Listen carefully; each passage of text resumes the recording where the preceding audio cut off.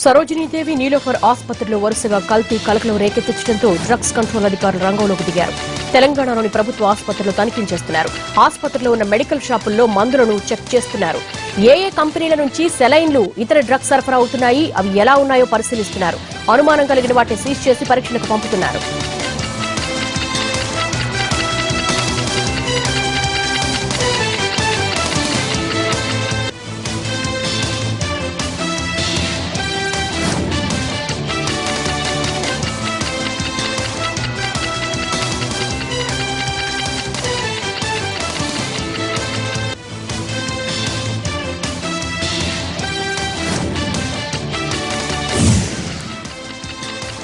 మరోవైపు హైదరాబాద్ సరోజినీదేవి కంటి ఆసుపత్రి ఘటనపై రాష్ట్ర మానవ హక్కుల కమిషన్ తీవ్ర ఆగ్రహం వ్యక్తం చేసింది. డాక్టర్ల నిర్లక్ష్యంతో పాటు కల్తీ సరైన వ్యవహారాన్ని సుమోటోగా స్వీకరించింది.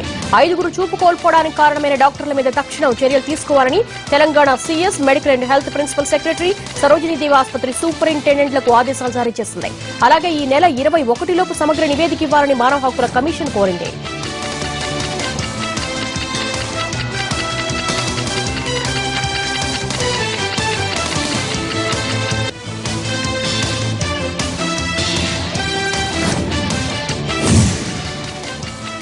ప్రభుత్వం చేపట్టిన సంక్షేమ కార్యక్రమాలు లబ్దిదారులకు చేరాలి అన్న ఉద్దేశంతోనే సమగ్ర సర్వేకు శ్రీకారం చుట్టామన్నారు ఏపీ ముఖ్యమంత్రి చంద్రబాబు.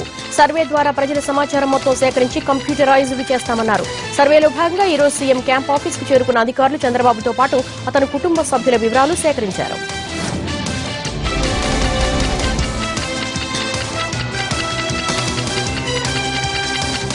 కార్యక్రమానికి శ్రీకారం చుట్టాం. ఇది ఒక చరిత్ర. ఇంటి దగ్గరికే వచ్చి టోటల్గా అథెంటిసిటీతో ఒకటి బయోమెట్రిక్స్లో ఫింగర్ ప్రింట్ కానీ ఐరిష్ ద్వారా వాళ్ళ యాక్సెస్ తీసుకొని మొత్తం వ్యక్తిగత డీటెయిల్స్ అన్నీ కూడా కంప్యూటరైజ్ చేస్తున్నాం. దీనివల్ల ప్రభుత్వం ఇచ్చే బెనిఫిట్స్ అన్నీ కూడా 100% ఫుల్ ప్రూఫ్గా జరుగుతాయి. ఎక్కడ కూడా ఒక్క పైసా దుర్వినియోగం కాకుండా నేరుగా లబ్ధిదారులకు చేర్చే అవకాశం వస్తుంది. ఈ సర్వే యొక్క ముఖ్యమైన ఉద్దేశం ప్రతి ఒక్క రాష్ట్రంలో ఉండే ప్రతి ఒక్క సిటిజన్ని ఎంపవర్ చేయాలి. అదే మాదిరిగా వారిని అన్ని విధాలా ఏ విధంగా ఆదాయం పెంచే మార్గం ఆలోచించాలనో అది ఆలోచించడం కోసం ఈ సర్వే చేస్తున్నాం. నల్గొండ జిల్లా గుండ్రంపల్లిలో జాతీయ రహదారి పక్కన మొక్క నాటి తెలంగాణలో హరితాహారం కార్యక్రమాన్ని ప్రారంభించారు సీఎం కేసీఆర్. మొక్కలు నాటడంతోనే బాధ్యత అయిపోయింది అనుకోకుండా వాటిని సంరక్షించే బాధ్యత కూడా తీసుకోవాలన్నారు ఆయన. అంతా కలిసి పట్టుబడితే ఆకుపచ్చ తెలంగాణ ఎంతో దూరంలో లేదు అన్నారు సీఎం. చెట్లు పెంచితేనే వర్షాలు బాగా కురిసి కరువును జయిస్తామన్నారు కేసీఆర్.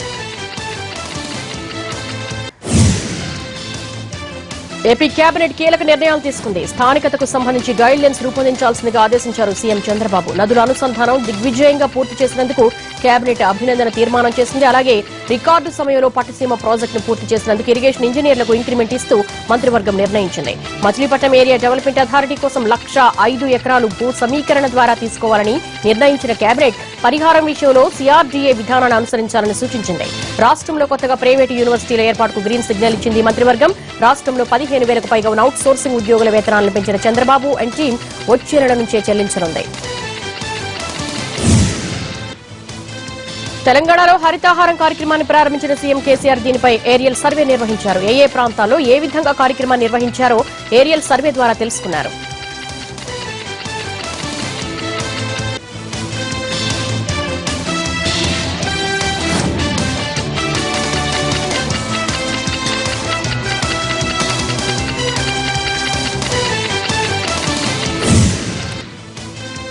హరితాహారం కేవలం ప్రభుత్వ కార్యక్రమం కాదు అన్నారు మంత్రి కేటీఆర్. ప్రజల భాగస్వామ్యం లేకుండా ఈ కార్యక్రమం విజయవంతం కాదు అన్నారు. కార్యక్రమంలో భాగంగా మంత్రి కేటీఆర్ సైబరాబాద్ కమిషనరేట్ లో మొక్కలు నాటారు. పలువురు పోలీసు ఉన్నతాధికారులు హరితాహారంలో పాల్గొన్నారు.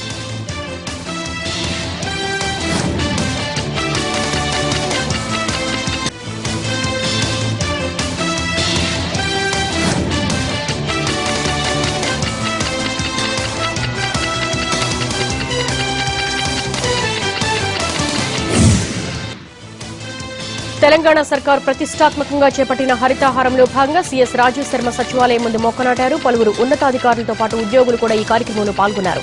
మొక్కలు నాటడమే కాకుండా వాటిని పరిరక్షించడానికి చర్యలు తీసుకోవాలని రాజు శర్మ పిలుపునిచ్చారు.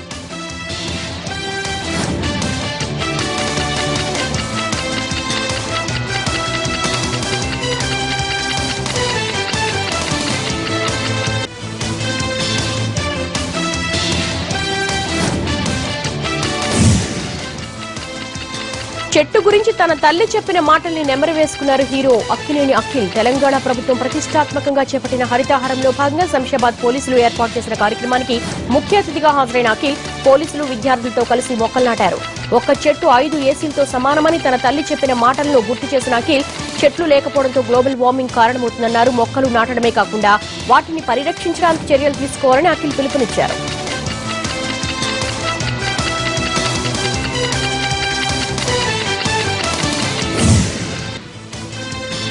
స్థానిక సంస్థల కాంగ్రెస్ ప్రజాప్రతినిధుల శిక్షణా శిబిరం గాంధీభవన్లో జరిగింది. తెలంగాణ వ్యాప్తంగా ఉన్న మున్సిపల్ కార్పొరేషన్ల కౌన్సిలర్లు, కార్పొరేటర్లు ఇందులో పాల్గొన్నారు. ప్రభుత్వ ప్రజా వ్యతిరేక విధానాలపై పోరాటాలు, తెలంగాణలో ప్రజాస్వామ్యాన్ని రక్షించడం ఎలా అనే అంశాలపై నిపుణులతో ఉపన్యాసాలు ఇప్పించారు.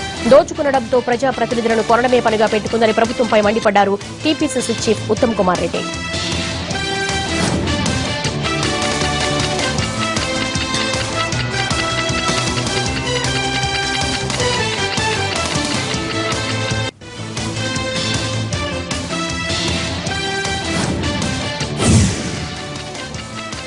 సొంత ప్రయోజనాల కోసం కేసీఆర్, చంద్రబాబు వ్యాపార వర్గాలకు పెద్దపీట వేస్తున్నారు అన్నారు దిగ్విజయ్ సింగ్. ఇందిరాభవన్లో జరిగిన వైఎస్ జయంతి కార్యక్రమంలో పాల్గొన్న ఆయన రైతులు, నిరుపేదల కోసం సంక్షేమ కార్యక్రమాలు అమలు చేసిన ఘనత వైఎస్ దేనని కొనియాడారు. వైఎస్ ను పోరాట యోధుడన్న దిగ్విజయ్ సోనియా ఆశీస్సులతోనే సీఎం అయ్యారన్నారు. దిగ్విజయ్ తో పాటు ఉత్తమ్, షబీర్ భట్టి, తెలంగాణ, ఏపీ కాంగ్రెస్ నేతలు ఈ కార్యక్రమంలో పాల్గొన్నారు.